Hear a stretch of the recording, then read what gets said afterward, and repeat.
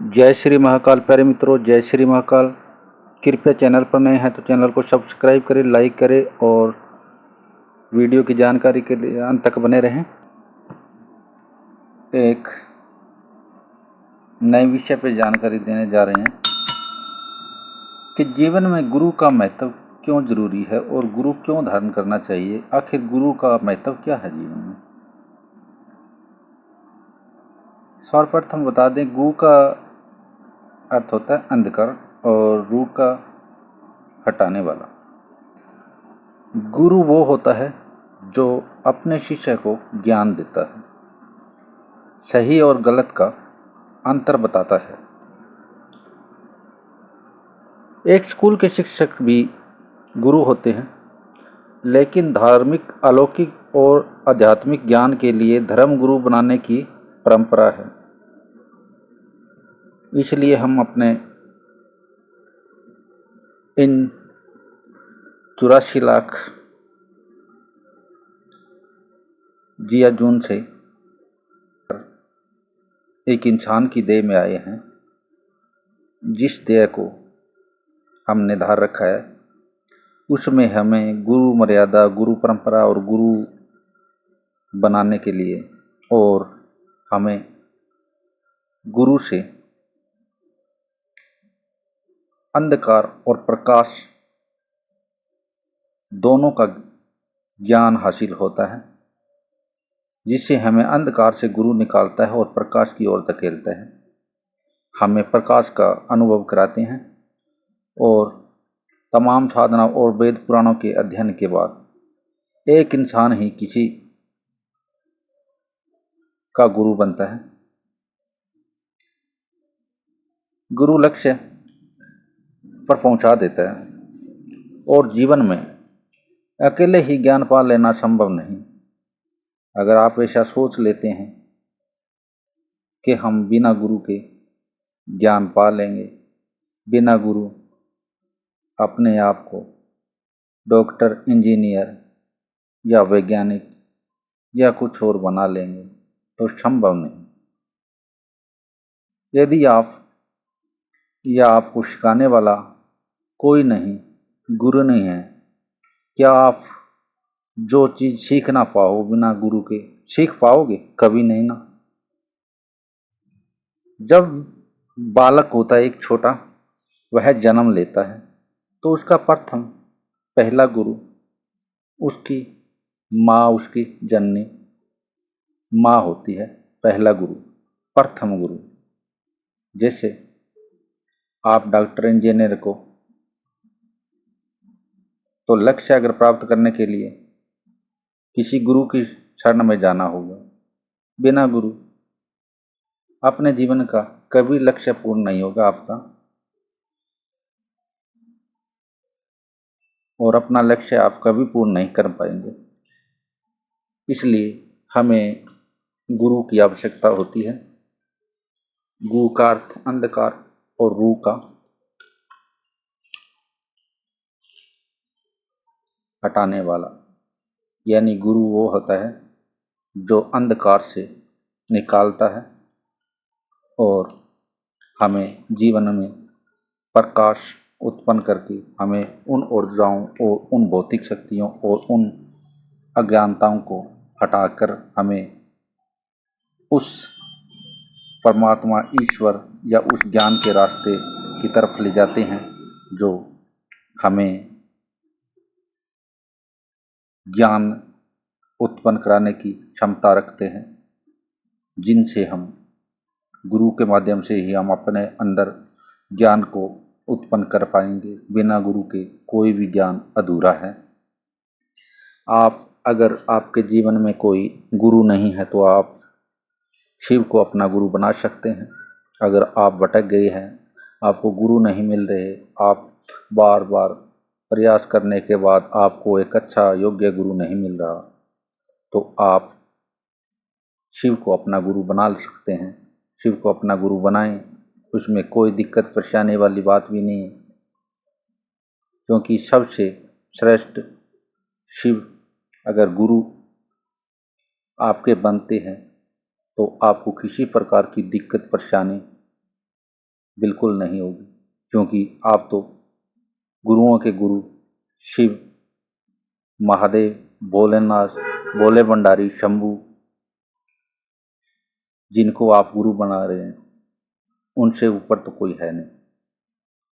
गुरु भटकाव खत्म करने के लिए धारण किए जाते हैं, न कि भटकाव बढ़ाने के लिए। शिव से श्रेष्ठ कोई गुरु नहीं है। सुखी जीवन के लिए शिव को गुरु बनाएं। घर बैठे शिव को गुरु बनाने का विधान है। अगर आप शिव को गुरु बनाना चाहे, किसी साफ सुथरे स्थान पर आसन लगाकर बैठ जाएं। शिव को कहे, हे देवों के देव महादेव और गुरुओं के गुरु भगवान शिव, आपको मेरा प्रणाम। ब्रह्मांड के प्रति मुझसे जाने अनजाने हुए अपराधों को क्षमा करके मुझ पर प्रसन्न हो, मुझे दोषहीन करें। मेरे अनाथ चक्र को सुख में शिवाश्रम बनाकर उसमें विराजमान हो और सदैव यहाँ वास करें। सुख और प्रसन्नता के केंद्र अनाथ चक्र में भगवान शिव की। अभी आप आग्रह करोगे तो वह कैसे करोगे? 3 बार करें। भगवान शिव से कहे, मैं आपको अपना, भगवान शिव से आप बोले, कहे, मैं आपको अपना गुरु धारण कर रहा हूँ, आप मुझे शिष्य के रूप में स्वीकार करें, मेरे जीवन में स्थापित हो जाएं, मुझे शिव ज्ञान दे। इस वाक्य को आप 3 बार दोहराएं। फिर शिव से कहे, मुझे शिष्य रूप में स्वीकार करने के लिए आपका धन्यवाद। आपको साक्षी बनाकर मैं इसकी घोषणा अंतरिक्ष में कर रहा हूँ, ताकि अंतरिक्ष की शक्तियाँ मुझे शिव शिष्य रूप में पहचान सकें। फिर दोनों हाथों को ऊपर उठाकर घोषणा करें, कहें, अखिल अंतरिक्ष साम्राज्य में मेरी घोषणा उद्घोषित है, उसे दर्ज किया जाए। शिव मेरे गुरु है, मैं उनका शिष्य हूँ। शिव मेरे गुरु है, मैं उनका शिष्य हूँ। शिव मेरे गुरु है, मैं उनका शिष्य हूँ। तथास्तु। हर हर महादेव, हर हर महादेव, हर हर महादेव। उपरोक्त क्रिया केवल एक ही बार दोहरानी है, समझे? इस क्रिया को एक ही बार दोहरानी है। जैसे शरीरधारी गुरु कान में फूंक मारकर गुरु बन जाता है, उसे बार बार दोहराने की जरूरत नहीं। बार बार नहीं दोहराया जाता, एक बार ही दोहराने की आवश्यकता है। इसके बाद आप शिव से रोज ज्ञान मांगे। वो है कैसे मांगेंगे? हे शिव, आप मेरे गुरु हैं, मैं आपका शिष्य, मेरा नमन स्वीकारें या नमन स्वीकार करें, मुझे अपनी शरण में ले, मुझे शिव ज्ञान दे। और आप हर दिन कम से कम 5 मिनट दोहराएं। राम नाम की गुरु दक्षिणा। भगवान शिव को राम नाम बहुत ही प्रिय है। वे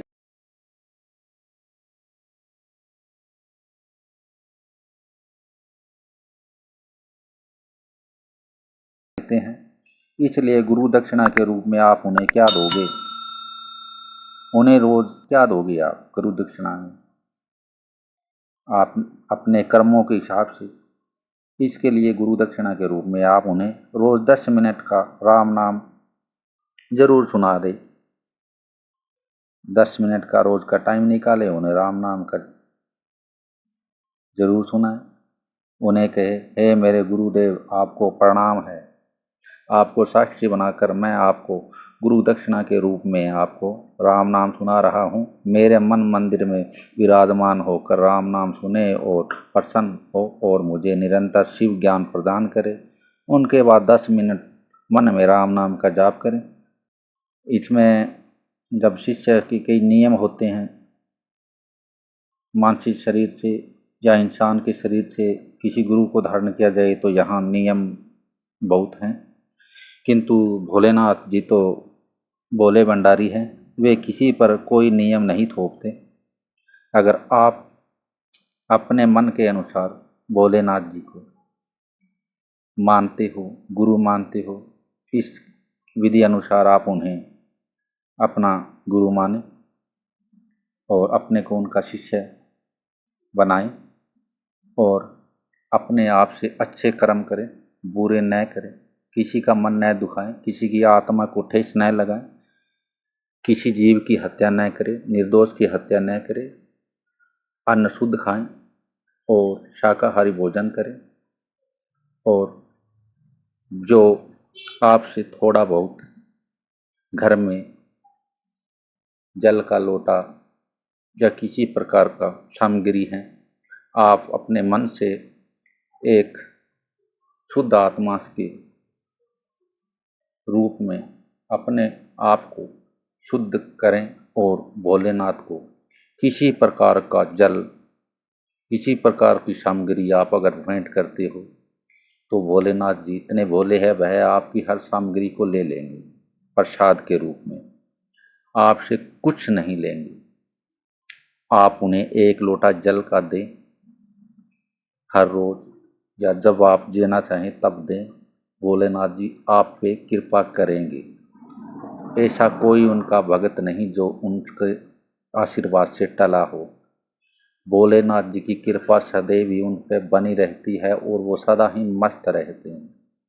ये भोलेनाथ जी के बहुत ही प्रिय भक्त है। सभी जो उनका नाम का चिंतन करते हैं उन पे उनका रंग आता ही आता है। ये समय ही ऐसा होता है, कभी भोले कहते हैं, कभी शंभो कहते हैं, कभी हर हर महादेव, कभी जय भोलेनाथ, अलग अलग उनके नामों से पुकारा जाता है और भोलेनाथ उसमें प्रसन्न है। उनकी लीला अपरंपार है, उनसे जुड़ जाओ आपका बेड़ा पार है। इसलिए कहने का अर्थ यही है, जो आपसे जितना बनता है उतना भोलेनाथ को प्रसाद चढ़ाओ और उनका राम नाम का चिंतन किया करो। भोलेनाथ को जय शिव शंभू हर हर शंभू, जय शिव शंभू हर हर शंभू, हर हर महादेव, जय शिव शंकर। डटे रहो, अपने आप को अच्छे कर्मों में लगाओ, भोलेनाथ सदा आपके साथ है। और अगर आपके पास कोई मंत्र नहीं है, जो आपने शिव को गुरु बना लिया और आप शिष्य के रूप में शिष्य बन गए, मंत्र नहीं, तो अपने आप को शिव के सामने बोल दे, शिव शिष्य शिव प्रिय, या ऐसे बोले शिव शिष्य शिव प्रिया। और अगर आपको कोई संकट हो, ओम नमः शिवाय का रट लो, ओम नमः शिवाय, ओम नमः शिवाय, ओम नमः शिवाय। सब कष्टों का निवारण सिर्फ ओम से उच्चारण, सबका बेड़ा पार भोलेनाथ जी करेंगे। ऐसी कोई चिंतन चिंता किसी प्रकार की द्वेष भावना न रखें, हर दम हर समय आपका बेड़ा पार होगा। आप इस वीडियो के अंत में देखें, जो आप वीडियो को सुनेंगे और उसमें आप एक बार शिव को अपना गुरु बनाने की ठान लेते हैं, आपके जीवन में इतनी खुशियां आएंगी, इतनी खुशियां आएंगी, आप उन खुशियों को रोक नहीं पाओगे और इतने खुश रहोगे। इस वीडियो को सुनने के बाद आपको आनंद आएगा और महादेव की भक्ति में खो जाओगे और गाते रहोगे हर दिन, जय शिव शंभू जय भोलेनाथ, जय शिव शंभू हर हर देव, हर हर शंभू, जय शिव शंभू हर हर देव, हर हर देव, हर हर देव। कुछ भी बोलो, मगन रहो उनके नाम में, बस हर हर महादेव, हर हर महादेव बोला करो। जय शिव शंभू, ओम नमः शिवाय को उनका जाप किया करो, उनकी आरती किया करो, बस कर्म अच्छे करो। आपके गुरु तो आपने बना लिए भोलेनाथ को, कर्म अच्छा, अगर आप कर्म अच्छा करते हो तो और अपने आप के मन मस्तिष्क को स्वस्थ रखते हो और उसमें गलत विचार नहीं आने देते, तो आप उनके आशीर्वाद की कृपा बहुत जल्दी पालोगे। और आप पे जो आशीर्वाद उनका है ना, और वो आपको इस तरह इतने आशीर्वाद देंगे कि आप उनके आशीर्वाद से अपने आप की खुशियाँ महसूस कर पाओगे और किसी को बताओगे, यह बोलोगे भाई उनके दर्शन किया करो, भोलेनाथ का सब बेड़ा पार हो जाएगा। इसलिए अपने आप को इस प्रकार से रखो, किसी प्रकार के गंदे विचार भावनाएं, मन की जो गलत नीतियां हैं, इस सबको मिटा लो। मन को एक ऐसा 4 बजे स्नान करो, 6 बजे, इसलिए स्नान करें सुबह 4 बजे और उसके बाद पूजा पाठ करें।